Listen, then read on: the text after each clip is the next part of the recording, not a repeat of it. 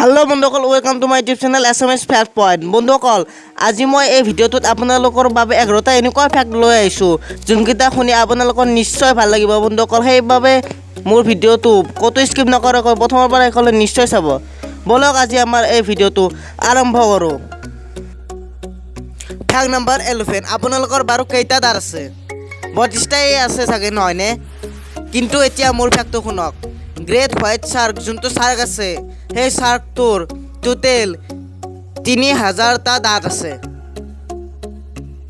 Fact number 10। বন্ধুসকল, আপুনি বাৰু পুছ-আপ কৰি পাইছেনে?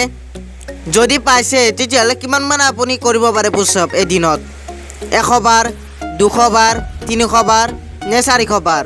কিন্তু বন্ধুসকল, এদিনত মানুহৰ দ্বাৰা কৰা সকলোতকৈ বেছি পুছ-আপ কিমানমান হ'ব পাৰে বাৰু? মানুহৰ দ্বাৰা এদিনত সকলোতকৈ বেছি কৰা পুছ-আপ ইমান 46,001। নম্বৰ 9। মগজুৰ বাহিৰে মানুহৰ একো কামেই নাই, নহয়নে বন্ধুসকল? কিন্তু ষ্টাৰফিছ নামৰ যোনটো প্ৰাণী আছে, সেই প্ৰাণীটোৰ মগজুৱেই নাই।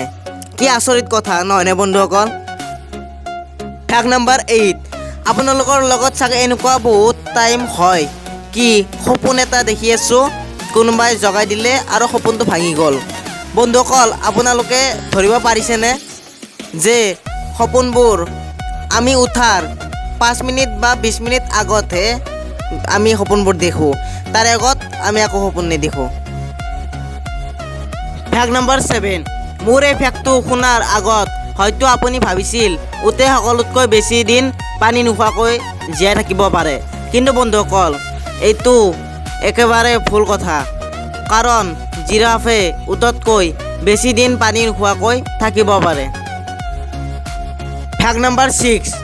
বন্ধুসকল, ইংৰাজী ডিকশ্যনাৰীত আপুনি যদি চাই, বহু শব্দ এনেকুৱা থাকে যে তাৰ 2-3টা অৰ্থ থাকে, কিন্তু ইংলিছ লেংগুৱেজত সকলোতকৈ বেছি অৰ্থ থকা শব্দটো হ'ল ছেট। নম্বৰ 5।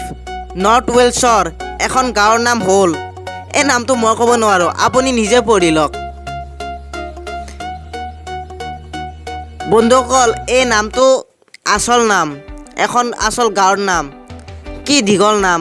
মোৰ এই নামটোৰ কিবা মিনিং আছেনে বন্ধুসকল? আপুনি ভাবেনে? নম্বৰ 4।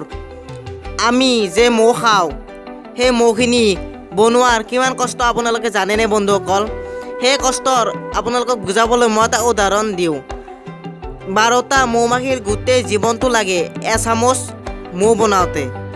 ভাবক কিমান কষ্ট হয় এচামুচ মৌ বনাওঁতে, আৰু আমি এনেকৈ দিলে গ'ল পেটত। Fact number 3। আপোনালোকক মই এতিয়া ছিংগাপুৰৰ এটা আচৰিত ৰুলৰ কথা কওঁ। ছিংগাপুৰত চুইংগাম বেচাটো আৰু খোৱাটো ইলিগেল হয়। Fact number 2। বন্ধুসকল, আপুনি বাৰু লেফ্ট হেণ্ডেড নে ৰাইট হেণ্ডেড? এই প্ৰশ্নটো মই আপোনালোকক এইকাৰণে সুধিলোঁ, কাৰণ যদি আপুনি ৰাইট হেণ্ডেড তেতিয়াহ'লে আপোনাৰ ৰাইট হেণ্ডৰ নখকেইটা সোনকালে দীঘল হয়, আৰু যদি আপুনি লেফ্ট হেণ্ডেড তেতিয়াহ'লে আপোনাৰ লেফ্ট হেণ্ডৰ নখকেইটা সোনকালে দীঘল হয়। হ'লনে বন্ধুসকল আপোনালোকে আচৰিত? Fact number 1। পৰুৱাই নিজৰ ওজনৰ 50 টাইমছ বেছি ওজনৰ বস্তু কৰিব পাৰে। কি বন্ধুসকল, শুনি আচৰিত হোৱা নাই? তেতিয়াহ'লে এইটো শুনক। মৌ-মাখিবোৰে নিজৰ ওজনৰ 300 টাইমছ বেছি ওজনৰ বস্তু কৰিব পাৰে। কি বন্ধুসকল, এইবাৰো আচৰিত নহ'ল? বন্ধুসকল, এইবোৰতো একোৱেই নহয়। তেতিয়াহ'লে এইটো শুনক আপুনি। ৰাইন'চৰাছ বেটেল যোনটো বেটেল আছে, সেই বেটেলটোৱে নিজৰ ওজনৰ 850 টাইমছ বেছি ওজনৰ বস্তু কৰিব পাৰে।